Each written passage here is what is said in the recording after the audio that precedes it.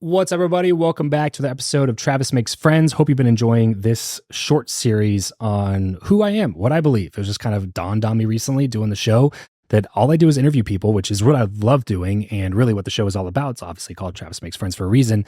But then I realized recently there was just like, hey, man, there's a lot of things that have changed in my life since I started this show 7 years ago. So maybe you guys want to get to know me a little bit better. So this is me doing that. If you have not caught the last 2 episodes, be sure to go check those ones out first, or else this one won't make quite as much sense. But it's just me going through a few of the things that I've been through in my life, a little bit more of my story. And this episode specifically is about the importance of not necessarily leaving, but asking questions about the way that you were raised, the things that you were taught to believe, and how to kind of parse through the importance of parsing through the information that you were given and arriving at your own conclusions. Let me know what you think. Catch you on the next one. Hey, everybody. Welcome back to the Travis Makes Friends podcast. I like being the host of this show. I think it's about time that I become the face of Travis Makes Friends. The Eric and Travis make friends. I sent out an email promoting the first version of this. Mm-hmm. And I literally was like, hey, friends, I interviewed my friend for Travis Makes Friends, so I thought I'd share it with my friends. I was like, that's really clever. I just earned my spot. So anyway. It was clever because you said the word friends 4 times? Yeah. Yeah. And Grammarly tried to fix it, and it said, unclear what you're trying to say. I said, no, ignore. So on the last episode, I want this one to be a little bit short because the next one's going to be really long. So the first episode, we talked about the who you know or what you know. The next episode, we talked about action bringing clarity. This episode, I want to talk a little bit more about clarity because before you can have a good relationship with others, with your friends, you also need to have a good relationship with yourself. So talk to me a little bit about creating rules for yourself and values and why that matters. It's funny. The first time I got this answer, so I've asked the question, who you know or what you know, to like hundreds of people on the show over the years. And I asked this question to Aubrey Marcus in his studio, I don't know, 4 or 5 years ago now. And at the time I was like, I want one or the other. It's like, who you know or what you know, give me an answer of those two, you know? And he was like, I think it's, you know, how much you know yourself. And I was like, okay, but if you had to guess who you know or what you know, I was like trying to, push him into that box and get him to answer that particular question. But he answered it with like, well, I think it's really a matter of how much you know yourself. Nobody puts Aubrey Marcus in a box. That is true. Hey, can you pick a really rigid binary option? That'd be great. But the more I studied this stuff, the more I just started to realize how true that was. And the book that I'm working on right now, that's all about relationships, starts with this conversation around building a better relationship with yourself, because that is the one thing that's missing from I've read, 30, 40 of the top networking, relationship, communication books over the last 4 or 5 years. And the one thing that's missing from all of them is that core principle that starts before you do any form of relationship building outside of you, is like, you have to have a good relationship with yourself first. Because if you don't, you will have an unhealthy relationship with everybody else. And the way that you view yourself will begin to rub off on everybody else around you. Mm-hmm. So if you are insecure, if you don't believe in yourself, if you don't trust yourself, if you can't keep the promises that you make to yourself, all of those things, then you start teaching and training the people around you, the people that are closest to you, to treat you the same way that you treat you. Because you don't treat yourself well, because you know that you can't even trust your own self to do the things that you said you were going to do. So like, how can you get mad at somebody else when they don't trust that you're going to do the things that you said you're going to do? It's like, well, you don't even think that you're going to do those things. Yeah. So it all comes down to having a better relationship with you first. And that, looks like a couple of different things. It's like, first off, it's self-awareness, even knowing where to start and being as honest and as objective as possible when it comes to evaluating your own self, which is very, very difficult and almost impossible. I mean, basically literally impossible, which is why it's probably a good idea to, if you've never done it before, try therapy. It's probably a good idea to have some relationships with people where you can be really honest about how you're feeling, or you trust their honest opinion about you or where you're at in life, or maybe what some of your blind spots may be. So it starts that self-awareness piece. And once you start to be a little bit more self-aware, you start to really examine why you do the things that you do, why you are the way that you are, and if you even know the answer to those questions. And I think a lot of times we don't. We're just on autopilot. We're programmed from the time that we can understand words. Even really before then, where we're programmed by tonality, by body language. Babies understand a lot of those things. We're receiving code that's hardwiring us into the person that we're becoming from a very, very young age, and that ends up informing who we're going to be later on in life. And so, if you've never taken a second look at that programming, then you can just totally be on autopilot and not even recognize it. Just like the things that you believe in, the things that you stand for, the values that you hold close, the principles that you believe in, all of these things that are core to who you are and how you interact with people on a daily basis. Like, so the most important things, like who you're going to choose as a partner in life, as a spouse, as your friend group, as what you're going to do for a living. All of these things are based on your core values, your principles, the beliefs that you hold closest to you. And if you've never taken a second look at what those things are, then you run the risk of just being a second or third or fourth or fifth generation copy pasted version of what you've been raised to be, rather than the fullest expression of who you actually are. And I think that could be somewhat dangerous, especially as you go throughout life, and especially as you take positions of leadership and things like that. It can be really damaging to those types of relationships. So that was like really what I would say probably my late 20s, the last 5-6 years have really been. For me, it was like a coming to understanding that, like, hey, I was wrong about this one thing. What else am I possibly wrong about? But also, what am I right about? It doesn't mean that everything that you were raised to believe is incorrect, because that's where I think a lot, especially the people that were raised very similar to how we were raised, is like they go so hard the opposite direction that they lose footing. They lose footing of like all basis in morality. And they never take the time, like they took the time to question their beliefs, but they never took the time to re-examine what they truly do believe in and reestablish those core values as principles to operate their lives by. And so now they're just kind of flying by the seat of their pants, which is not a great strategy to live like a happy and successful and fulfilled life. And so again, it takes a lot of hard work, which is what irritates me so much about people who are just like, oh, you took the easy way out. It's like, this is actually significantly more difficult than it was to just accept all the truth that I was taught as being absolute truth and just completely base my life off of that stuff. Because now I have to actually develop a muscle in my brain to be able to take in information from some source and then put it through these like filtration systems of the values that I've created for myself, that I've found to be true for me and for those that I love, and then spit it out on the other end and be like, do I believe this?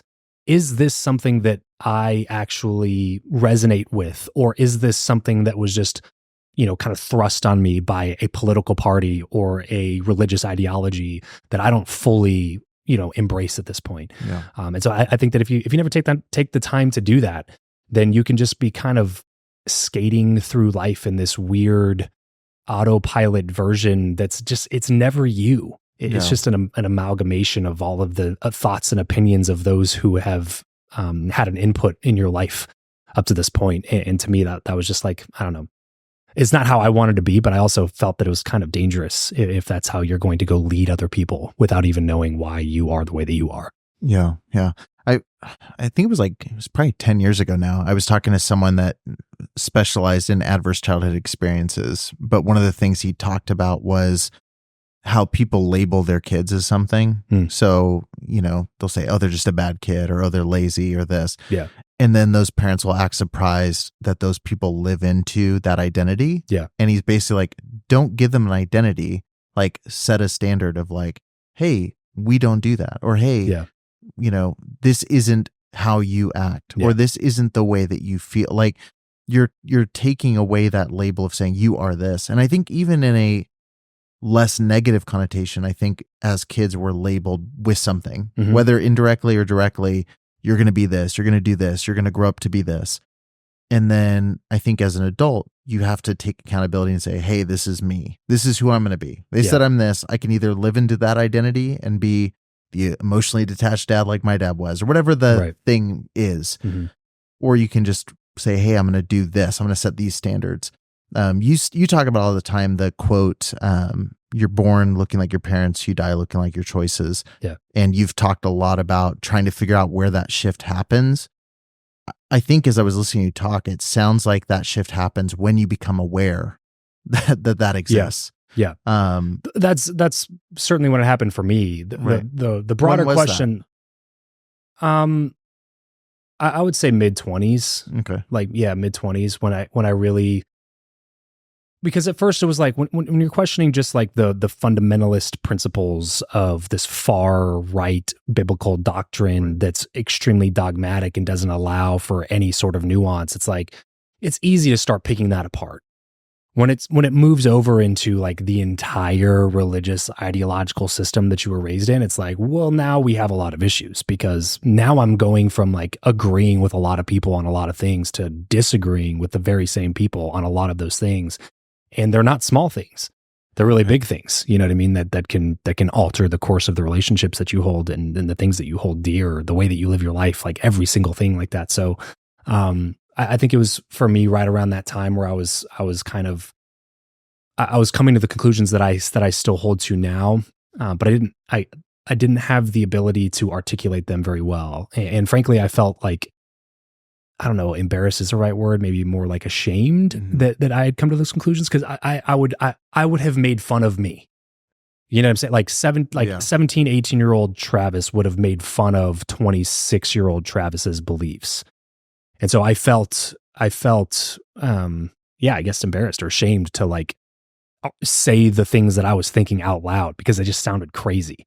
Yeah. You know what I mean? But only sounded crazy to what I would have said when I was 17, not compared to what a lot of other people would think is the truth, and frankly, what a lot of people believe that I've now talked to. But at the time, I just was, I recognized enough to know that if I just abandon everything completely, that is a life that tends toward chaos, and that is not optimal, and that order is probably better, and the values that are thrust on you will never be the ones that you hold to in difficult times. It will only be the ones that you personally have taken accountability or responsibility for. And so that's what really pushed me to start being like, well, what are those things that I truly hold dear? Like the things that I definitely believe to be true. And it just kind of led down this path of exploring different, philosophies, religions, listening to different thought leaders or self-help speakers or personal development. And, I've taken pieces of all of those things and kind of placed them into what I would call as like my core values now. But it was a long process. It wasn't just like I guess that's the difficult part. And that's kind of the purpose behind our other show, behind our other podcast, Figuring It Out, is like, what I feel that a lot of people do, and I'm not trying to vilify anybody for doing this, because it's what makes the most sense. But I feel like what a lot of people do is they leave this like core religion, regardless of whether it's an actual religion or not, like a philosophical religion, some dogmatic belief system. They leave this and then they go search for a different one. And they go look for a guru who's going to tell them exactly what to do in this space. Or they go adopt this framework from this particular person who says that this is the way that they did it. And they're going to go do it exactly. You know what I mean? Like they leave fundamental, Baptist doctrine to go be a Tony Robbins, cult member, essentially. Not to say that anybody who follows Tony Robbins, like I like a lot of what Tony Robbins says. I'm not saying that you're in a cult if you listen to Tony Robbins, but you know what I'm saying? Like they're looking for someone to prescribe the exact set of rules, formula. Yeah. And what I have found to be true for me is that that's not how it works. And that you're going to constantly be disappointed if you are relying on other people to figure it out for you without you doing the hard work of figuring it out for yourself. Right. And it's going to lead to disappointment, failure, frustration, cynicism. And I see that one a lot. People will join 2 or 3 different religions, quote unquote religions, before they finally just resort to the religion of cynicism, because I think that cynicism also has a lot of religious tenets to it as well, where people just they move beyond skepticism and get into the realm of cynicism when they're just like, don't believe in anything. Reinforce, it is, of course. And the thing that's most dangerous about it is that it's the intellectual's religion. It's the person who thinks that they're so smart that they don't have to believe in anything. And they just kind of float in this like shit talking, if anybody believes in something with certainty, they're just dumb. And it's easy for them to throw stones because they don't believe in anything. You know what I'm saying? So like, of course you can just trash what everybody else believes because you don't stand for shit. Like that's not a great way to go throughout life either. Just like, oh, you believe in something? Well, that's stupid. You know what I mean? Like, well, what good does that do to anybody? Yeah. So like, I try to actively kind of avoid that world, but it's like also they do have a couple of good ideas, and that kind of led me to this like one core truth that I've leaned on that we'll probably get into more in the next episode, which is accept truth wherever you find it. Because growing up, it was very much not that way. It was like even the bookstore in our campus bookstore from the church, from the college, had like all of the books and the CDs and the audios and all the stuff that was in there was so carefully selected, where it was just like, you are only allowed to listen to these people. Anybody outside of this circle, like, be careful. You know what I mean? Like if you read that book, not everything's going to be true. It's like, well, why would I read a book if not everything's true in it? How do I know what's true and what's not true?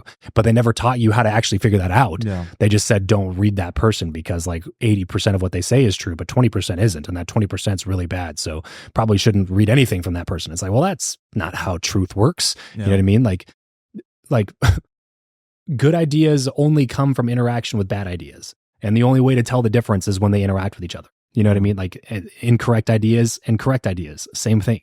It's like you can only arrive at correct conclusions while they interact with incorrect conclusions. Right. And if you never allow for both of them to butt heads, then you don't know which one's going to win, and then you're just only holding to one certain belief system, and then actively searching for evidence that belief system is ultimately true, which is what confirmation bias stems from, as well as desirability bias, because those two things, like they work hand in hand. It's like you're looking for evidence to confirm the things that you already believe to be true, but you also desire the things that you already believe to be true. So your desirability bias also comes in. So you're like, your desire that you want this to be true so bad that you're going to go find reasons that will support why it is true, and then you're going to go look for more evidence that it is like you're just reinforcing the foundation that you ultimately want to believe in when it has no basis in objective reality. It's just your subjective reality, and you're okay with living in that. Yeah. And I was just not okay with living in that.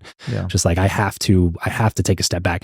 And by the way, that doesn't mean that what I think now that doesn't mean that what I believe now is the ultimate truth. And that doesn't mean that what I believe now is something that I'm going to try my best to make sure everybody believes what I believe, because they're all wrong. That's not how it is. And if you are somebody who was raised with a certain dogmatic belief system, and you go out and you question it and you create your own values, you come back and you're like, hey, actually my parents got like 98% of it right, and you end up totally on the same page on most things, I'm totally cool with that. It's just the version of the person. I just don't resonate with the version of the person who never feels like they have to believe any of it for themselves. It's like, that to me is just, you're just crossing your fingers and hoping you were born into the only correct thing that's ever existed on planet Earth in history. And the odds of that happening are almost zero. You know what I mean? Yeah. So like you have this like this blind confidence and this like this delusional arrogance that that's when it moves into this. That's why I said it was dangerous earlier.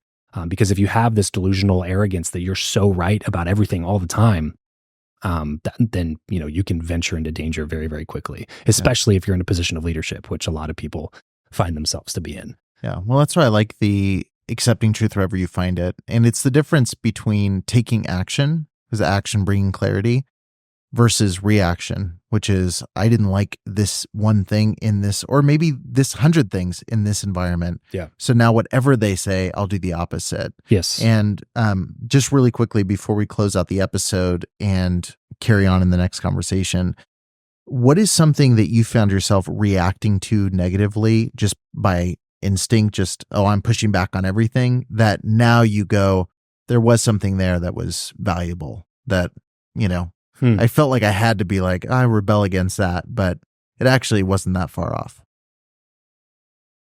It's probably a really good place to pick up on the next episode, because there probably are some specific things that if I could like have some time to think about it, that I could bring up. Off the top of my head, I tried really, really hard when I was coming out of all, because I saw real life examples of people who left everything and went so far the opposite way. And I know the overall sentiment of what was felt in that world when those people did that. Meaning that no matter if they were right, which I'm not even saying that they were, but if they were correct, none of that was ever going to sink into the minds of the people that were still in there because of the way that they went about doing it. Yeah. And so just confirmed they were right correct, in their mind. Correct. So when I was leaving, I was just kind of like, I don't want to be that guy. It's just like, if I'm going to come to these conclusions, it's going to be because I feel that these things are true. And that's why I didn't say anything about any of this for so long. Yeah. For years, I didn't say anything. I didn't even admit that I was thinking about it. I didn't talk about it publicly. I didn't, like, if people asked about it, I kind of shut it down. I didn't feel like I could engage in the conversation, because I didn't feel like I was somebody who could speak, with any sort of authority on the topic, or any sort of intelligence really on the topic, because I was still so lost and trying to figure it all out for myself anyway. Yeah. And that's why the name of the other show is Figuring It Out. It's literally just like, it's coming clean and being like, hey, I don't know what's happening in the world.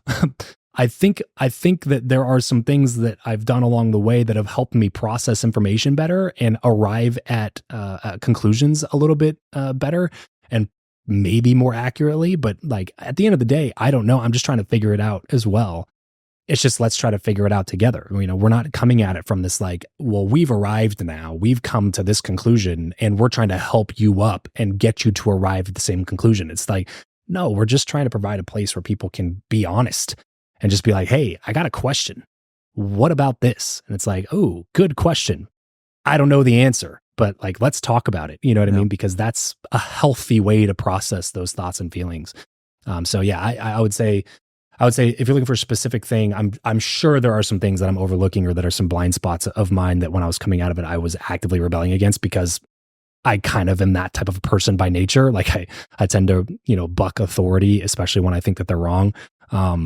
So I'm sure those things existed, but I can't think of anything off the top of my head right now. Yeah. Well, we'll pick it up in the next conversation. And in the spirit of figuring things out, we can talk a little bit about the values that you've established since kind of navigating this.